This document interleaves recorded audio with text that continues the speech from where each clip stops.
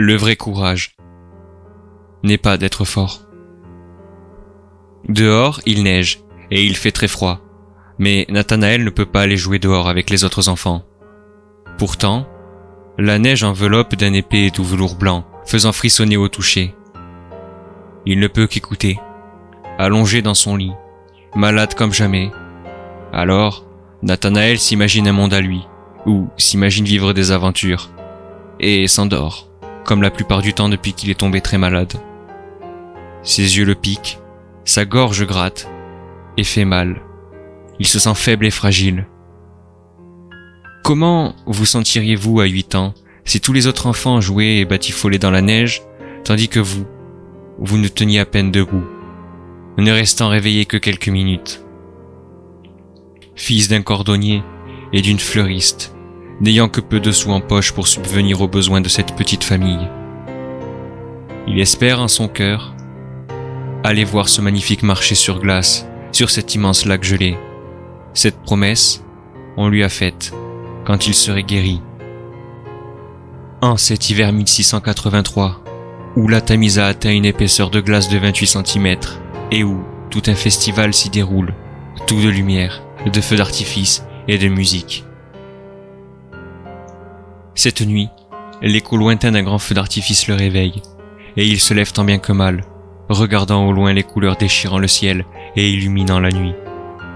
Et soudain, il la voit elle, cette frêle fillette, dans la nuit. Leurs regards se croisent, et sans dire mot pendant de longues secondes, alors qu'elle frissonne et tremble de froid.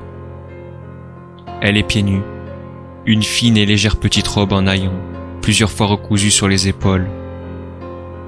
Lui aussi a froid et grelotte, mais c'est la maladie qui l'affaiblit. Elle ne semble pas avoir de la chance d'avoir une famille. Il ouvre la fenêtre pour qu'elle essaye de se glisser au chaud, et lui envoie une paire de bottes bien chaudes. Elle les enfile avec joie. Il lui donne aussi sa jolie écharpe rouge. Elle s'apprête à escalader, rejoindre son nouvel ami, qui commence à retomber, épuisé. Mais, soudain, dans la pénombre de la nuit, il approche, une ombre, menaçante, et s'approche, encore, et toujours. Un monstre, cornu, tout de glace. La fillette fuit, bientôt suivie du monstre, rejoint par Nathanaël, voulant essayer de sauver sa nouvelle amie, malgré la maladie. Il glisse, tombe de la fenêtre, s'écrase au sol. La neige amortit sa chute. Il court derrière eux, tant bien que mal, et dans une ruelle sombre, disparaît le démon et la fillette. Cette nuit, malgré les nuages et la neige, la lune éclaircit pas. Il finit par la retrouver, sous un porche. Elle s'éclaire d'une petite allumette. Il la rejoint.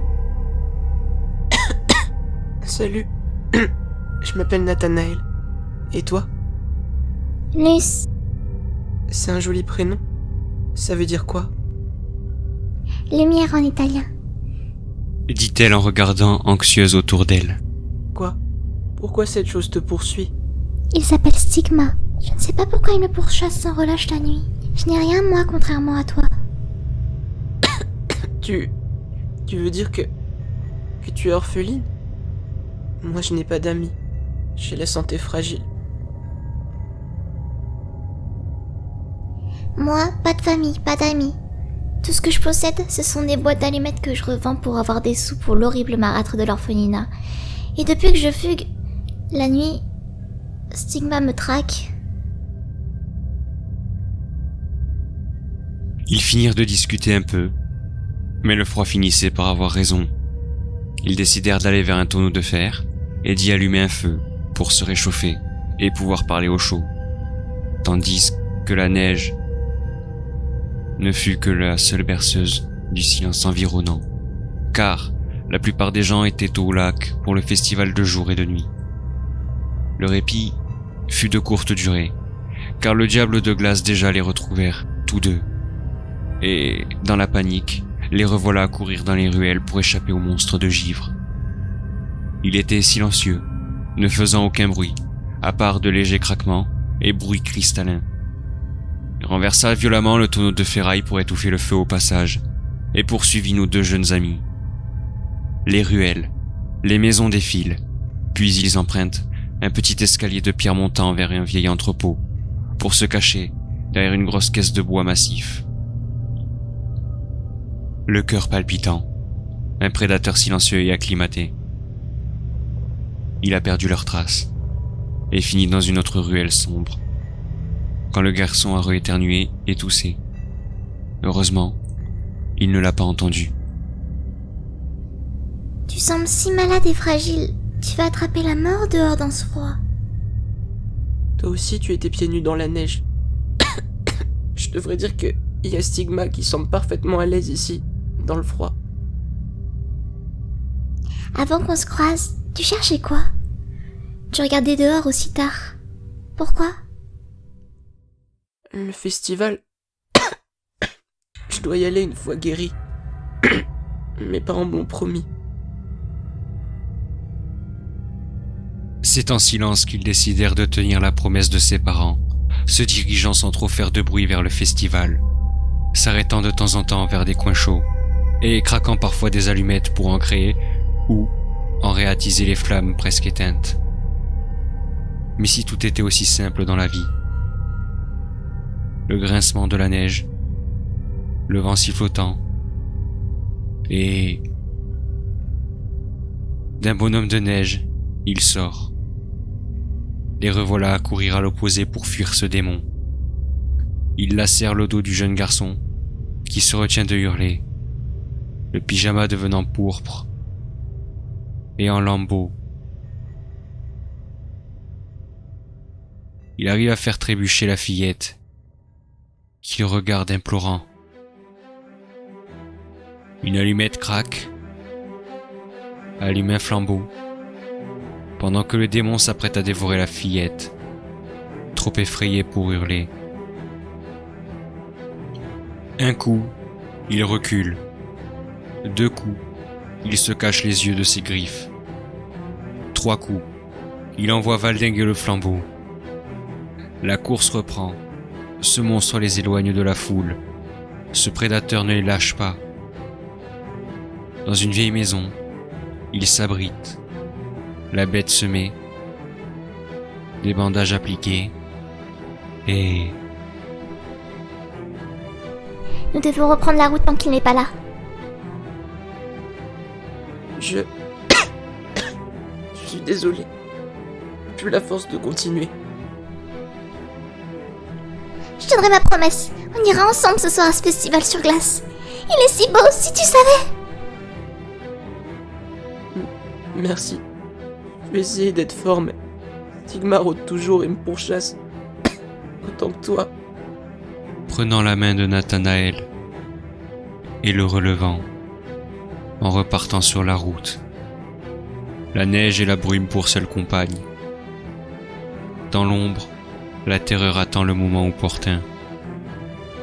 Cette fois-ci, plus de lune pour éclairer leurs pas. Seule la neige plus dense et la brume plus épaisse. Courage, Nathanaël.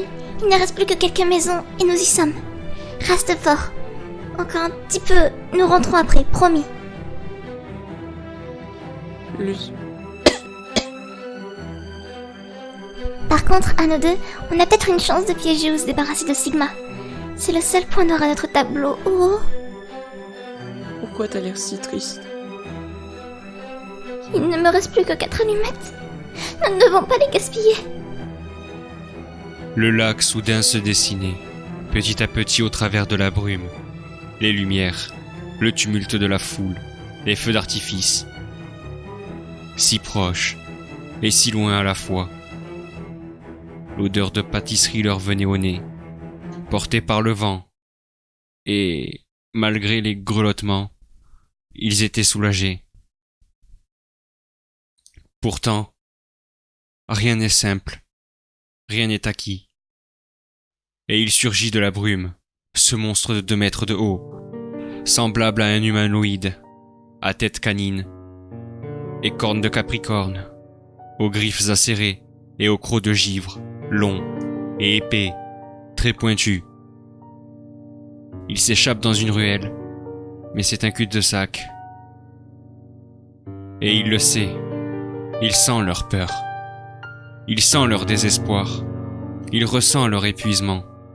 Ses proies, cette fois, ne lui échapperont pas. Le vrai courage n'est pas d'être fort, mais de faire face à ses démons, affronter ses peurs. Une allumette craque et allume un flambeau. Le paquet vole et elle fait face pour sauver son ami, son seul vrai ami, dans sa triste et courte existence. Le prédateur s'avançant d'un pas sûr et lent, comme pour savourer ce dernier élan de courage. Soudain, un rayon de lune, perçant, tombant sur la fillette, se retournant une dernière fois vers son ami. Puis, prends mes 3 allumettes, puisse la lumière te guider. Attends, je le retiens, je te rejoins peut-être après. Je t'ai fait une promesse, alors vis et sauve-toi. Se faufilant entre eux et fuyant, avant de se retourner une dernière fois, voyant son ami faire face. Merci. Stigma, je suis là. Laisse-le, c'est moi que tu voulais au départ. Tu ne me fais plus peur. Mon ami m'a rendue plus forte. Viens là. La fête se rapproche, mais il s'arrête un instant, comme pour rendre un dernier hommage à son ami disparu, Luce. Sa course, il reprend, car la foule et les policiers le protégeraient sûrement. En pyjama dans la nuit, la lune pâle éclairant son rêve. Non, le rêve de Luce est le sien. Il devait continuer. Il se devait de continuer à avancer. Si proche et si loin. Il trébuche au niveau du pont, mais tous les regards restent fixés sur la fête, pas sur un enfant dans la pénombre et la brume, et encore moins un démon couvert de sang. 3 allumettes, c'est tout ce qu'il reste de son ami. Il court vers un vieux hangar, le diable à ses trousses. Il siffle et rugit. Lui, il craque l'allumette, jeté au sol, embrasant le hangar, rempli d'huile et de lampes. Retourne en enfer, sale monstre. Tu ne mérites même pas d'exister. C'est marrant, on dirait que t'as peur de brûler avec moi maintenant. C'est moi le monstre pour toi, hein? Réchauffé et revigoré, il parvint à fuir. Il enferme le monstre et fuit loin. Les portes tambourinent. 2 allumettes. Il saigne, blessé, et s'assoit sous le pont, froid, gelé, trop faible pour rentrer. Il la craque pour se réchauffer. Encore un peu. Elle le rejoint, ensanglantée, et s'assoit à ses côtés, la tête sur son épaule, lui tenant la main. J'ai si froid. Et sommeil. Je vais me reposer sur ton épaule un peu. Parfois, je rêve en regardant l'allumette briller de sa douce lumière. Une allumette. La dernière. Tu rêves de quoi? Une famille. Des amis. Noël. Ils ont lancé des lanternes. Regarde.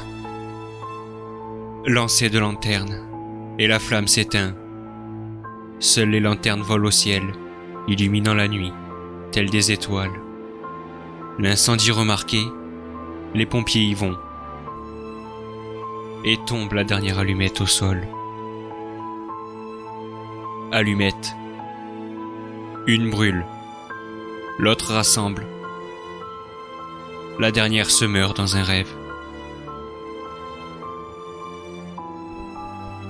Le lendemain, sous un velours blanc, nacré de rubis, 2 statues de glace se tenant la main, l'une dormant sur l'épaule de l'autre.